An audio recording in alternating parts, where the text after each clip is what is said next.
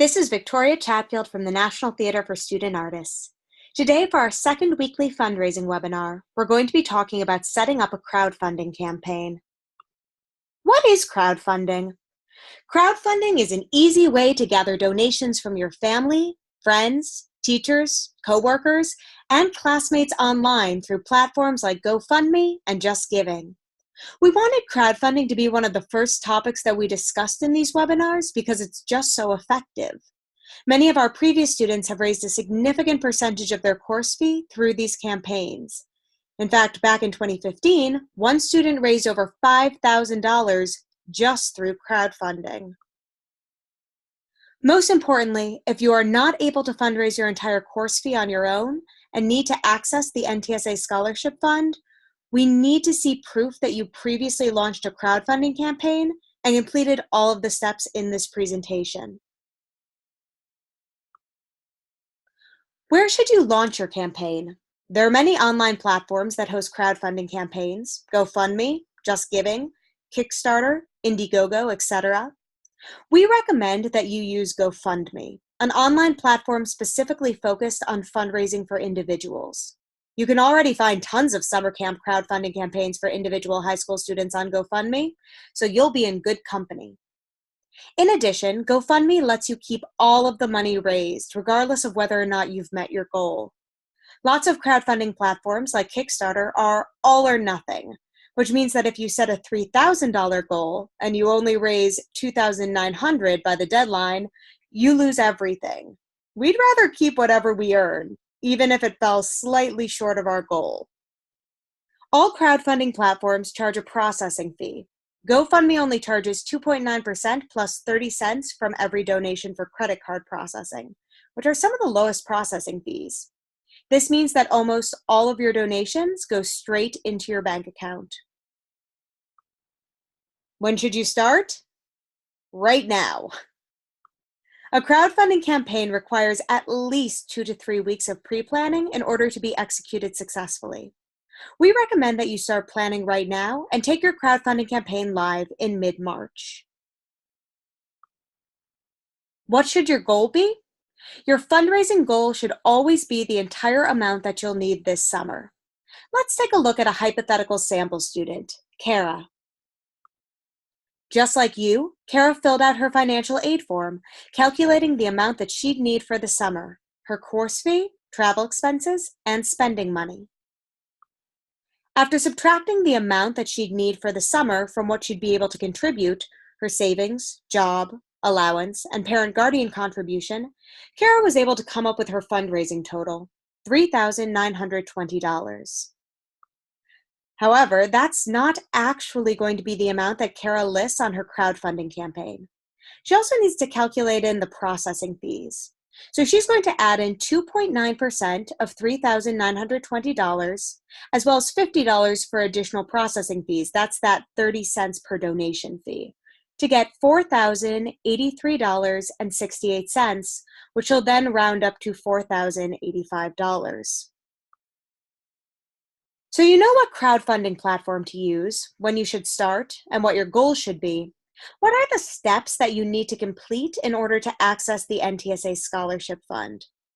You need to build a contact list, create a marketing plan, launch the campaign, add media, pre-raise, fill out the logbook, and send thanks. We're going to take you through each one of these steps, one by one. Your first step will be to build your contact list. If you've read our fundraising guide, you've probably already started putting a contact list together.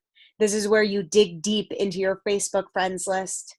Include family, friends, coworkers, all of your teachers, church members, extracurricular leaders, and anyone else who supports you. But you shouldn't be the only one building your contact list. Get your parents involved too. They should be an active part of building your contact list. Ask them to come up with their own list of friends and coworkers who might be willing to donate. You might be surprised how many people you can come up with between the three of you. So let's take a look at a small part of Kara's contact list. You can see that she's included close family members like her grandparents and aunts and uncles on her list, as well as her teachers and school administrators. She's also thought about who would be bought into her success from extracurricular activities like her dance instructor, youth theater leader, community theater director, and summer camp director, and the larger community like her church leader, former boss, and coworkers. She's included her parents' friends and coworkers as well. Quick note, Kara added her best friend to her contact list, but you probably won't get much financial support from them during your crowdfunding campaign. We'll talk about how to get your friends involved in a future webinar on fundraising events. Your second step will be to build a marketing plan. While GoFundMe lets your crowdfunding campaign go on indefinitely, you should set a deadline of 30 days from launch to reach your fundraising goal. Studies have actually shown that 30-day crowdfunding campaigns are the most successful. However, that means that you need to have a plan for how to really maximize those 30 days. What does a marketing plan include? You're going to want to think about when you'll first reach out to the people on your contact list, when you're going to post on social media like Instagram, Facebook, Snapchat, etc., when you're going to send updates to donors about your campaign, when you're going to follow up with prospective donors on your contact list, and when and how you're going to seek out external influencers like journalists, like your local newspaper, bloggers, community leaders, and arts advocates. Let's take a look at Kara's marketing plan for March. She's starting on the very first day of the month. On launch day, March 1st, when her crowdfunding campaign goes online, she's sending out an email to everyone on her contact list. You can see that on every Sunday, she's posting updates on Facebook and Instagram and tagging all potential supporters. And every Thursday, she's sending out update emails to everyone who's already donated, keeping them updated on her progress. You'd be amazed at how many donors are willing to contribute a second time, especially if they see that you're getting close to your goal. Take a quick look at March 15th. We recommend that at some point during your crowdfunding campaign, you try to secure a matching donor. A matching donor is someone who will match all donations made over a limited period of time, like 24 hours. So if you're able to raise $750 over 24 hours, then your matching donor will also donate $750. That way, you can tell your prospective donors that whatever they contribute over the next 24 hours will count double.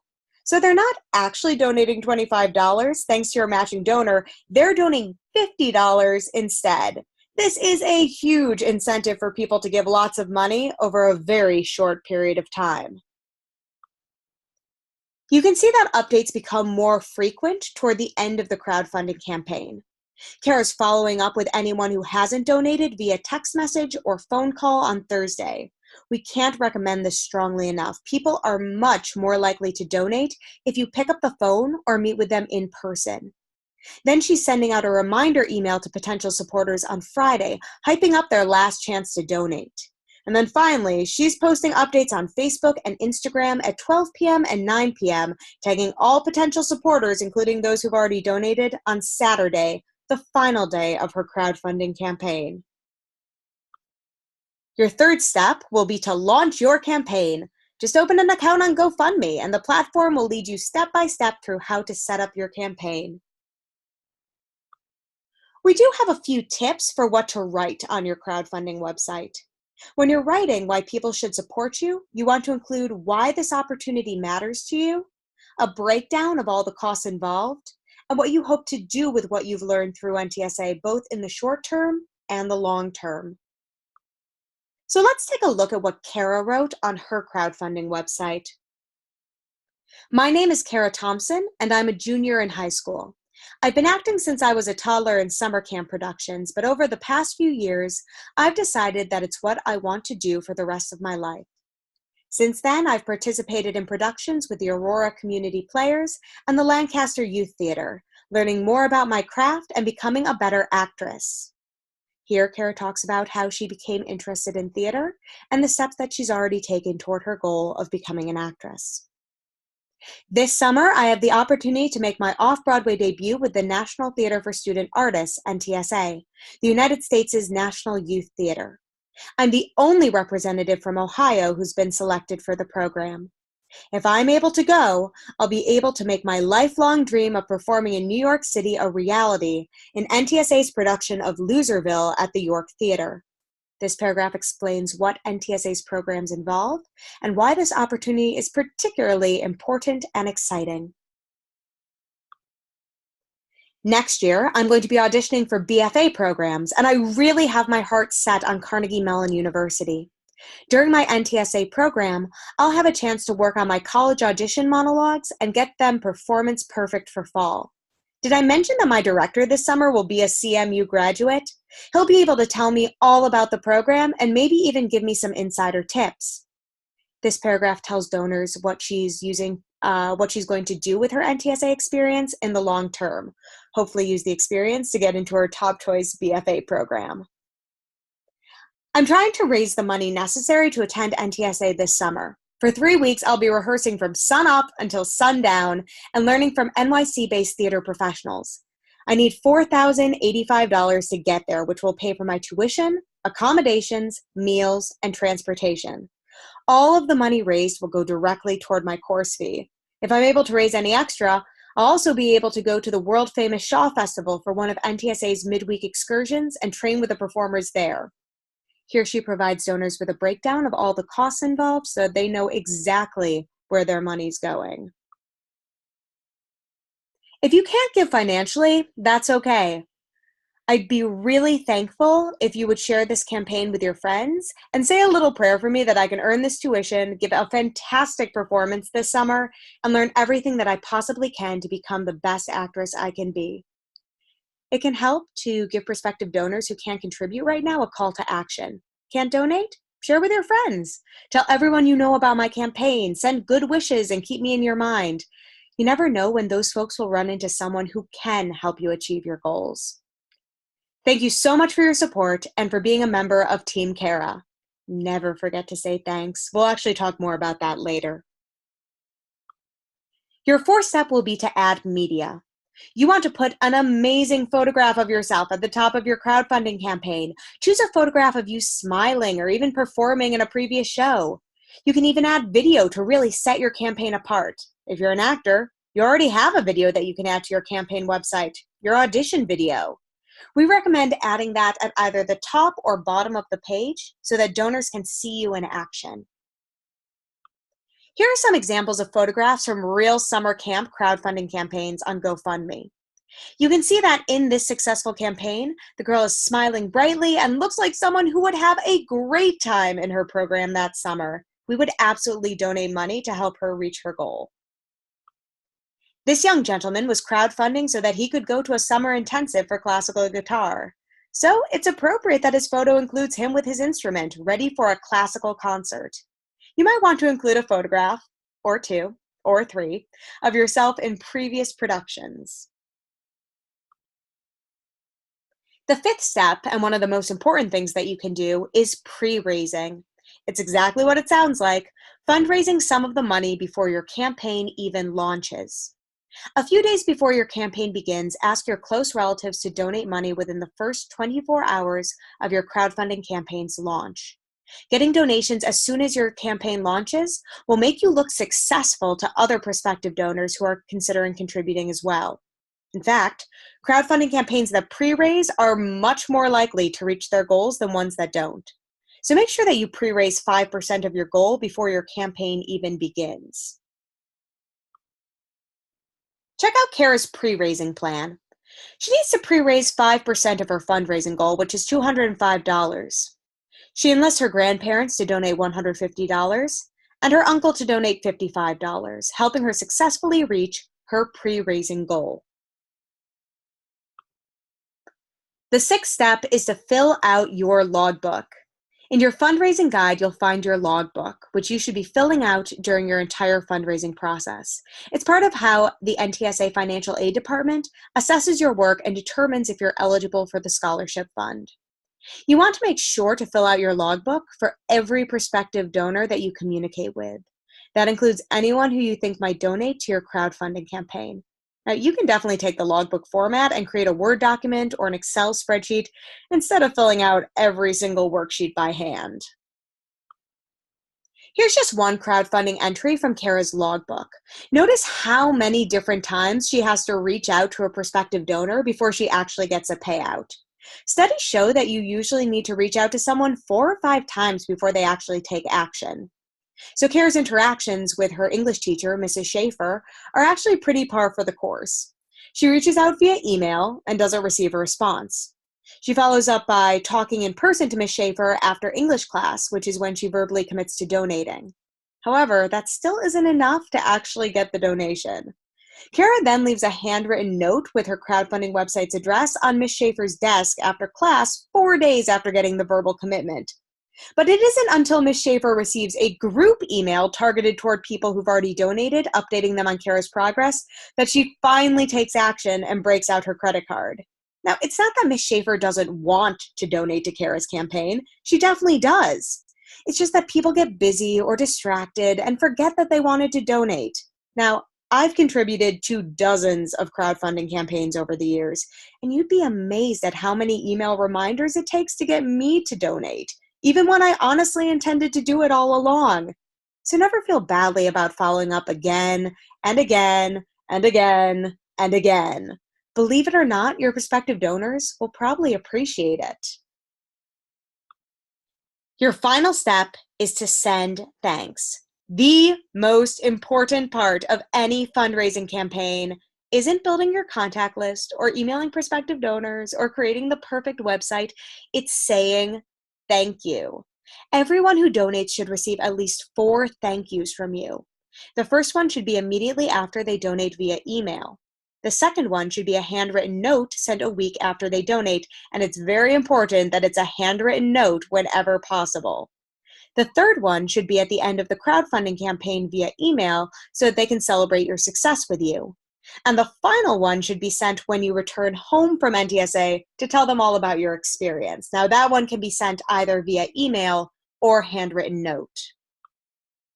Here's the second thank you that Kara sent to Ms. Schaefer. It's a handwritten note which really grabs the recipient's attention.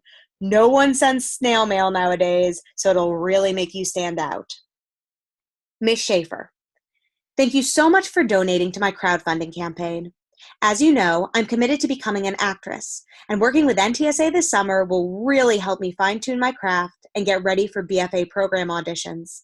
I'm also really excited to finally be able to go to New York City, which is a lifelong dream of mine. I can't believe that I'm going to be performing on stage there. If you could please let your friends know about my crowdfunding campaign, I'd really appreciate it. Thank you again, Ms. Schaefer. It means so much to me, and I can't wait to tell you all about the experience when I get back. Best wishes, Kara. Notice that even though Ms. Schaefer's already donated, Kara still ends her thank you note with a call to action. She asked Ms. Schaefer to tell her friends about Kara's crowdfunding campaign. Just because someone's already donated doesn't mean that you can't get them to help out even more. On the contrary, if they've donated money, it means that they're invested in your success, literally and figuratively. They're going to want to do everything that they can to make sure that you reach your goal. You just need to keep reminding them how they can help. Everyone forgets to say thank you after the program's wrapped up, which is one of the biggest mistakes that you can make. You don't know when you're going to need to ask your donors for help again. So make sure that you leave a good impression by telling them all about your experience. Here's Kara's follow-up note to Ms. Schaefer. Ms. Schaefer, I cannot even begin to tell you what an incredible time I had at NTSA this summer. It was exhausting because I was in rehearsal for over 10 hours a day, but absolutely worth every second. I was able to drill my college audition monologues with the seasoned coach, and I feel 100% ready for my BFA auditions this fall. I learned so much about how to develop a character effectively on stage, and performing in New York City was unbelievable. Our production sold out and was a huge success. I'm including some photos of me backstage with my new friends from all across the country. The girl on the left, Laura, is planning on auditioning for FW2. Maybe we'll be freshmen together. None of this would have been possible without you, so thank you from the bottom of my heart. You're the best. Best wishes, Kara. See how this thank you note would make Ms. Schaefer more inclined to give Kara money if she ever needed to raise money again? Including photos would help Ms. Schaefer feel even more like she was part of the experience. The last thank you can really help turn your donors into lifelong members of your team. So what can NTSA help with? We're glad you asked. We're going to be posting resources on our fundraising blog starting on Wednesday, February 28th. These resources are going to include sample launch emails for prospective donors, sample update emails for existing donors, and sample social media posts. Once again, you can find our fundraising blog at ntsafundraising.blogspot.com. The website is a fantastic resource for raising your course fee. We update the blog almost every day with new fundraising ideas, resources, and troubleshooting strategies. This week might be slightly slow in terms of updates because our application deadline is coming up next Sunday. If you ever get stuck creating your fundraising plan or revising a fundraising plan that isn't working so well, come to the NTSA fundraising blog to get some new ideas. If you have any questions whatsoever, please feel free to contact me at any time. I'll always get back to you within 24 hours, with the exception of my one day off a week, which is usually Monday or Tuesday. We'll see you next week for our fundraising webinar on securing sponsorships.